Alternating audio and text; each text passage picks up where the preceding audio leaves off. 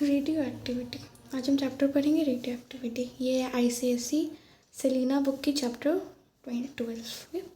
सबसे पहले हम पढ़ेंगे एटॉमिक स्ट्रक्चर। एटॉमिक स्ट्रक्चर क्या होती है? एटॉमिक स्ट्रक्चर होती है कि ये आपका मेडअप ऑफ होती है प्रोटॉन न्यूट्रॉन, जो सेंटर ऑफ द न्यूक्लियस में होती है, ठीक है।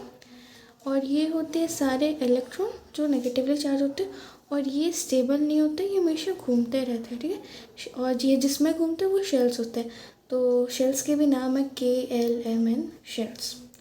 अगर आपको फाइंड करना है कि एक शेल में कितने मैक्सिमम इलेक्ट्रॉन्स हो सकते हैं, तो आप ये फॉर्मूला यूज़ कर सकते हो 2n²। n में आपको लिखना है k कौन, जैसे कि KL है तो ये फर्स्ट हुआ, ये सेकेंड हुआ, तो यहाँ जैसे सेकेंड है तो आप यहाँ पे लिखा सकते हैं कितने नंबर ऑफ इलेक्ट्रॉन यहाँ पे हो सकते हैं। जैसे यहाँ पे 2n², तो ये अगर हम इसको फर्स्ट लेते हैं, इसको सेकेंड लेते हैं, तो फिर n, ये सेकेंड का हमको निकालना है कि कितना इसमें इलेक्ट्रॉन होता है, तो n यहाँ पे लेते हैं 2 के n की जगह लेते हैं स्क्वायर, तो 4 हो जाएगा। तो वी कैन डू 2 × 4 8, तो ये टोटल 8 इलेक्ट्रॉन सबका यहाँ पे होना चाहिए। और इलेक्ट्रॉन हमेशा नेगेटिव चार्ज होता है, प्रोटॉन पॉजिटिव और न्यूट्रॉन न्यूट्रल होती है, ओके। अब हम बात करते हैं एटॉमिक नंबर। एटॉमिक नंबर क्या होती है?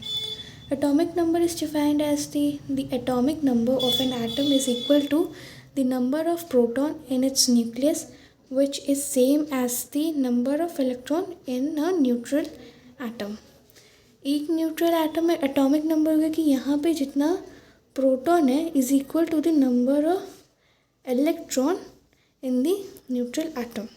सीधा सीधा लिख सकते हैं and atomic number is denoted by Z।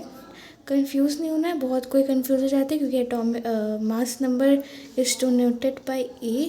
सो बहुत सोचते हैं कि एटॉमिक नंबर नहीं, एटॉमिक नंबर Z से डिनोट होती है। That is simple with number of proton in the nucleus of an atom.